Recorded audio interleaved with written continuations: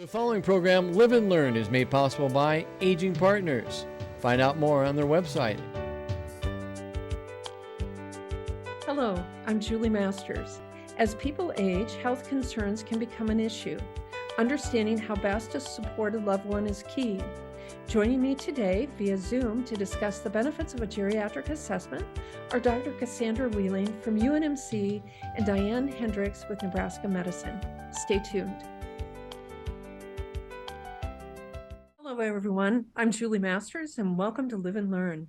Thanks to LNK TV Production, Dave Norris, and Aging Partners for producing this show. Thank you as well to my co-hosts for your ongoing support. Finally, a special thank you to the late Lita Powell Drake. You are missed.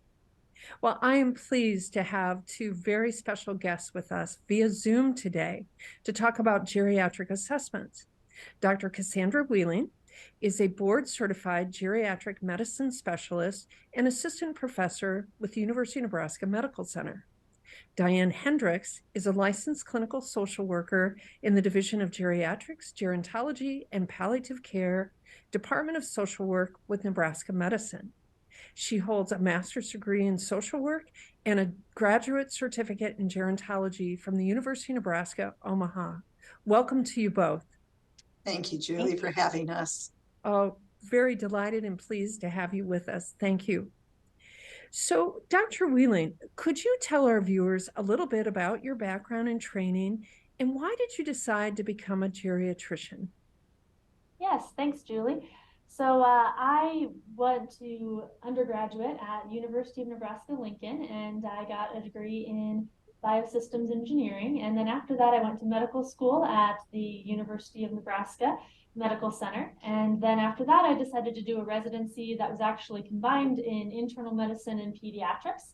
And during that residency, I got a chance to be on a rotation with the geriatric doctors up here in Omaha. And I really loved the rotation, and I loved the approach to patient care. I liked that we got to focus on quality of life and what's important to the patients, and really get to know the patients that came into the clinic as well. And so because I was just had so much fun on that rotation, I decided that I think this is what I want to do with my life. So when I finished my residency, I decided to stay on for another year and do a fellowship at the University of Nebraska Medical Center as well, up here in the gerontology department. And then now I have decided to take a post here. So now I work at the Home Instead Center for Successful Aging up in Omaha. Oh, Dr. Wheeling, for all the older adults that you have cared for or will care for in the future, thank you for deciding to pursue a career and a vocation in geriatrics. Very grateful to you. Now, Diane Hendricks, could you tell us a little bit about your background as well as why geriatric social work? Yeah, I would agree very much with my colleague, Dr. Wheeling, and the things that she shared that brought her to the area of working with older adults. In the past 40 years of my career, I've had an opportunity to work on interdisciplinary teams, whether that was at the start of my career in long-term care, or whether that be in end-of-life care on a hospice team. And then currently, in the past 16 years, I've been here at the geriatric clinic here at Nebraska Medicine, and we practice what we're designated as a patient-centered medical home model.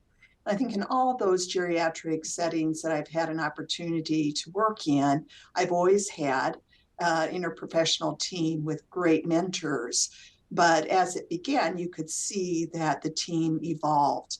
And so I really appreciate the academic setting where we can start to influence the next generations of how to work on these interprofessional teams using evidence-based practices and research, and as we share what matters most to the older adult. So thank you.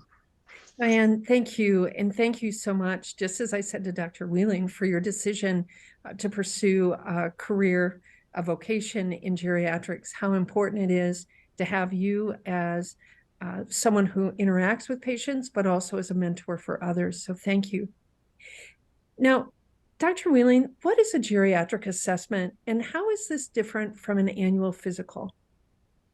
Yeah, so the geriatric assessment is a comprehensive evaluation of the patient's health It involves teams from multiple areas, including psychiatry, neuropsychology. There's a geriatrician like me that's on the team. There's social work that's on the team, pharmacies on the team. We also have nursing on the team. So you get all of these really highly trained medical professionals all working together to try to create a good plan for the patient's health. So that is one way in which this clinic is very unique, is it's very interdisciplinary. We have a lot of opinions from a lot of different people kind of coming together for the patient. The other thing is we do tend to focus a lot on things like memory or functional status for our patients. So oftentimes the patients that are coming into the clinic, either they or their family have a concern about their memory, or they could have a concern about their ability to thrive in their current environment at home.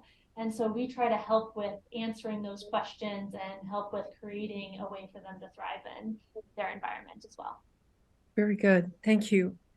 Diane, can you discuss who might be involved in an assessment and how can an older adult and his or her family member be prepared for this visit? Yeah, I think that Dr. Whaling did a nice job with summarizing who the professionals are on the team. And I can tell a little bit more about the role of some of the other professionals, such as the social worker, the pharmacist, and the nurse, because their role is an important piece because they are visiting with what we would say is someone who knows the person the best. So it's not always a family member. I know earlier this week I had a neighbor that came in that had lived next to this person for many years and knew how things were going day to day, whereas family lived outside of the area.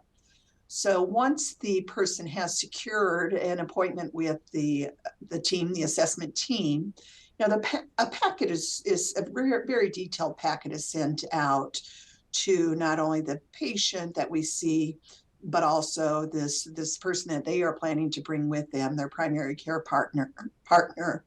And that information will be a release of information of the providers that they've seen in the last 2 years, so we can see what the trends were in terms of the health changes. It'll have medication lists where the pharmacist is very interested in knowing what they're taking, how long they've taken it, and the reason for, and how it's organized. And they'll also have, from the social worker's perspective, want to know when they started to see the changes and what parts of the brain has it affected day to day for them. So how are they driving? How are they managing their finances, laundry, the meal preparation? And so that collateral piece is what we call it, or that person that comes with them, is an integral part to helping the team determine what is actually going on and what to rule out. So very good. Thank you very much. It sounds like a comprehensive visit. Dr. Whaling, as a geriatrician, what do you hope to accomplish for a patient and their family through a geriatric assessment? And then also, what do you hope to learn about the patient?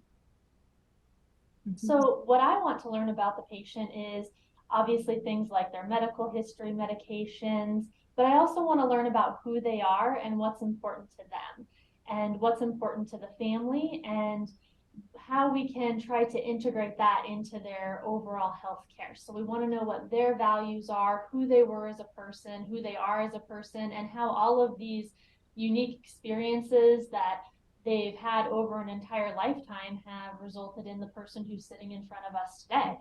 And so we want to try to incorporate that into our plans for the patient as well, so that it can be something that's truly a unique plan for this individual.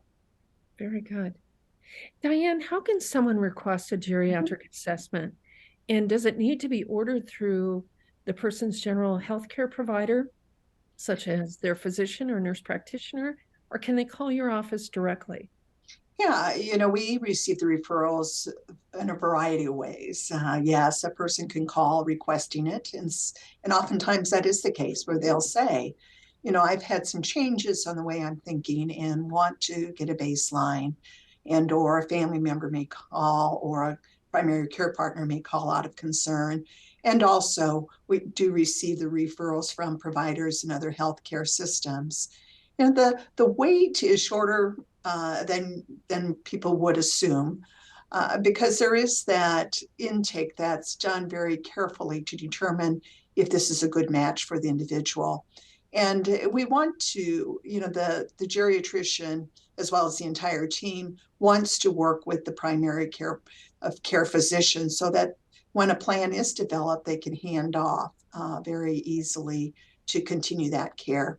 But we're seeing, through various attempts to educate other providers, through even that train here at the Med Center, to understand the importance of an overall team. So we have those specialties that also are able to get people started with understanding what might be going on with their overall health, including their brain health.